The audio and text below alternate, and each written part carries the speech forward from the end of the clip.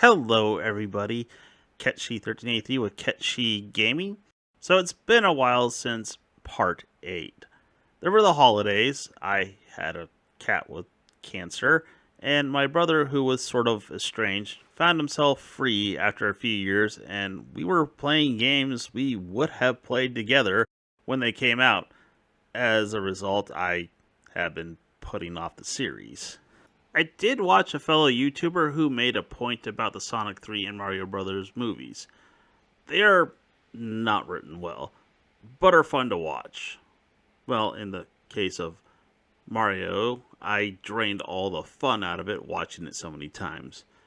I would say that it's a reasonable explanation of the movie's success.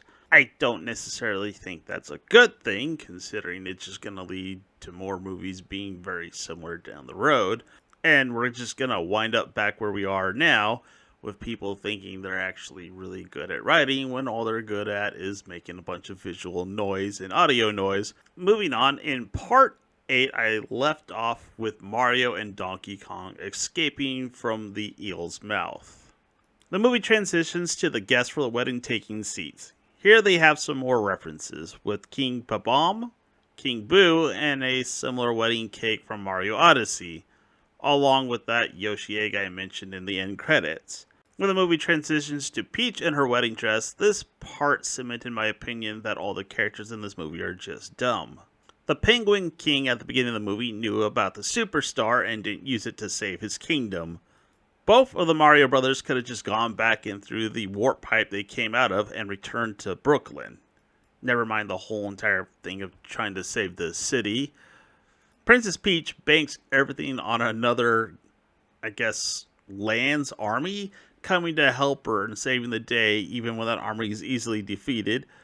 I mean, there are other examples, but in order for this plot to move on, these characters have to make stupid decisions just for it to progress.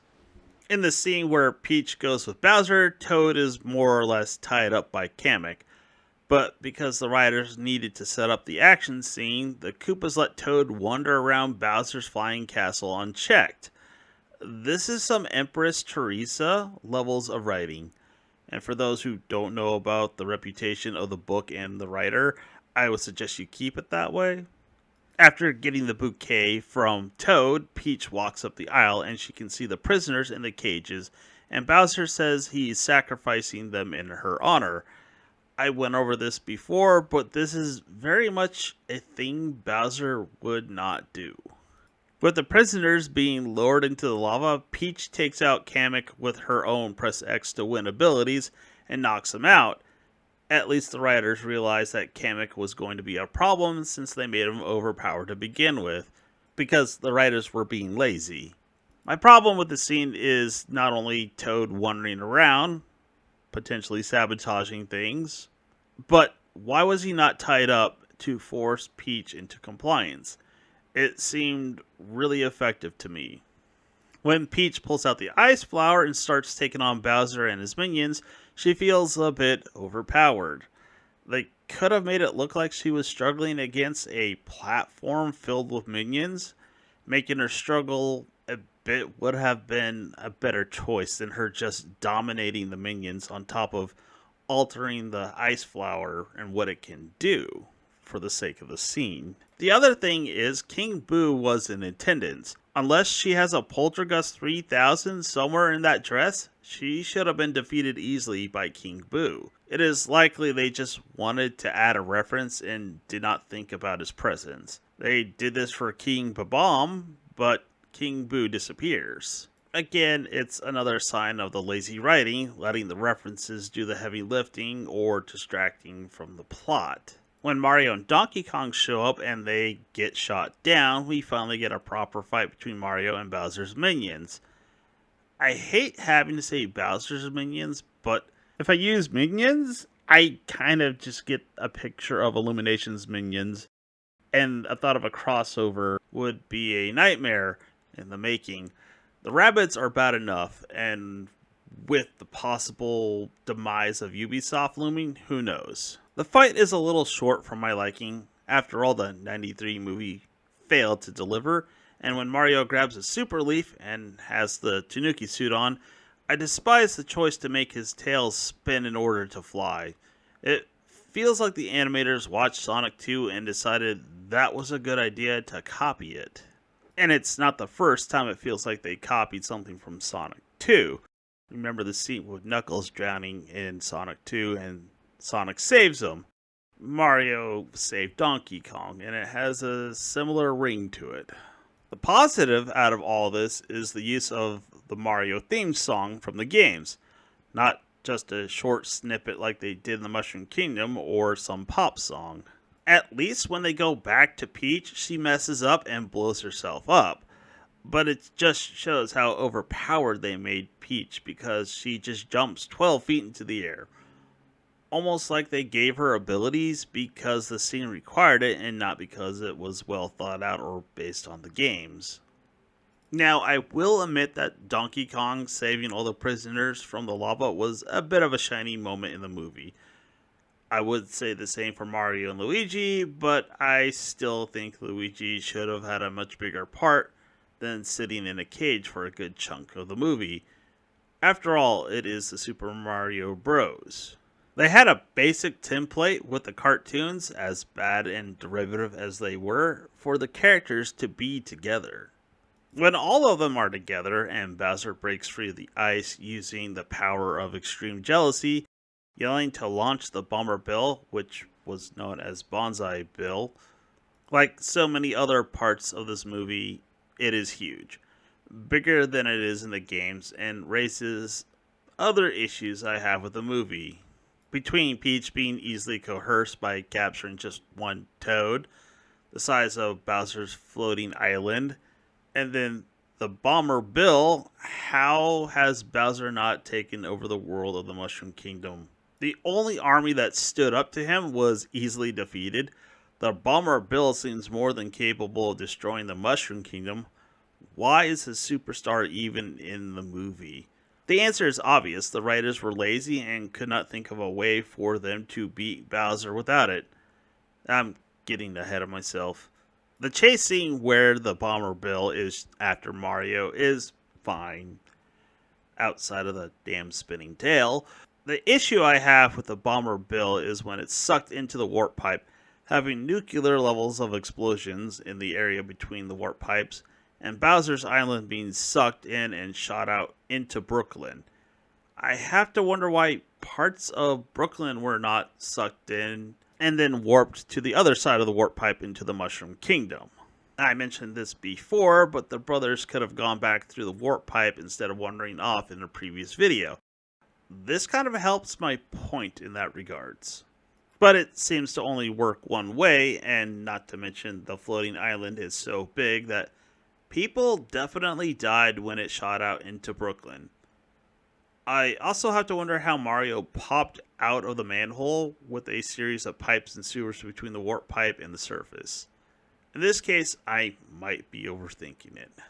The fights in the Mario games entailed using the environment and whatever gimmick was introduced in the game. In case of the movie, it's the power-ups. But the thing that bothers me most about the whole thing, it's very similar to the 80s anime. The anime is not good by any means. It's crudely drawn, extremely contrived with how Mario finds the 3 power-ups in the movie, and in general is kinda weird. Yes, anime can and is weird, but this is more of a why did you do that kind of weird. But it ends with Mario grabbing the superstar and beating Bowser with his fist. Not quite the same as the Super Mario Bros. Movie, but there are too many similarities to just be a coincidence. It's not the first time that they've done this. At the beginning of the movie, it feels like they take some of the plot points from the live-action movie, but the return to Brooklyn has a similar ring to it as well. The highlight of the whole scene is when Luigi saves Mario, like he's supposed to do. At least they got that right. As much as I like Luigi, I was not a fan of him just knowing what to do when he touched the star, and one of the reasons I kept pointing out he spent a good chunk of time in a cage. The part I kind of had an issue with is the whole ordeal being reported on with a picture and newspaper articles, with the brothers moving to the Mushroom Kingdom. It raises some questions about what will happen with the world of the Mushroom Kingdom and the more contemporary world, knowing it exists. It opens a whole can of worms, like, are tourists going to come to the Mushroom Kingdom? And those blocks that spit out giant gold coins would be a bit of a problem as well. It's just another reason why it should have just stayed in the Mushroom Kingdom. The last thing I wanted to mention was after Bowser was defeated and all the people showed up to cheer them on, I find it odd that the penthouse dwellers and Stanley were right there. On top of that, Peach feeds Bowser a mini mushroom, making him smaller. The problem I have with that is a mid-credit scene where Bowser sings again, and the Toad hitting the cage, knocking him down. Remember, getting hit causes the character to lose the power. Why would they keep Bowser in the castle when it seems really easy to lose the power from the power-up? What is keeping him from hurting himself and returning to normal and going on a rampage? How would I make it better? I already pointed out Peach being overpowered and toning down the girl power, making it a bit of a struggle. I would have her ignite King Bob-omb out of a desperate move and not because she thought it was a good idea. And I'd also not have the whole sacrifice bit. For the Bomber Bill, I would at least have a moment where Mario tells Luigi he has to stop the bill and that they will lose their way home, with Luigi saying something to the tune of "It'll be alright, he knows of another way home." Mario would fly using the Tanuki suit without that tail spinning, flying to the warp pipe, causing the bill to collide with it, and destroying it along with the bill, without the nuclear level explosion part. I would have the Motley Crew then meet up and all four would fight Bowser and his minions. I guess technically 5 if you count Toad, but I'm not counting him because I just don't like Toad in this version. I admit it's a bit derivative, but it would have been better than introducing the superstar, hinting at some significance, but in reality having none other than a convenient way to beat Bowser. I'm going to skip the part where I would have my version as an alternative. I started multiple times and it just ends up being either too vague or too long. And because it would have been just one big action scene, I think I would not have been able to do it justice without some visual aid. And since I'm more or less incapable of drawing, for long story short, for those who haven't seen the other parts, I crushed my hand in a mountain bike accident. And the coordination is just gone in that hand in terms of drawing. It's like looking at a 6-year-old trying to scribble things. I mean, I wasn't like the best, but in high school I was sort of able to draw-ish, and I took a class before I smashed my hand in college. But I'm not about to embarrass myself with extremely crude drawings. I mean, you've already seen that with my intro as is. And that's rotoscoped. I used a cat to actually put that together. Like I said at the beginning of the movie, it was made to be fun, with the animation and the characters doing all the heavy lifting, with references scattered throughout the movie, and what feels like a distraction for the adults. Which it worked, with more than one YouTuber acting like it was amazing. One man that I remember, for some odd reason, compared it to roast beef with mashed potatoes and gravy. Whatever that means. Now, I may have sucked all the fun out of it for myself, but at this time I don't like it or hate it. But going through it so many times, I've come to the conclusion it's terribly flawed as a result of lazy writing.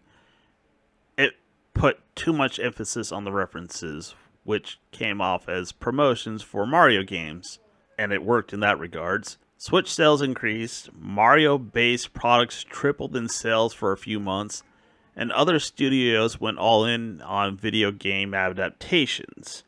Amazon and Sony amongst them, although I wish they would stop based off what I've seen so far.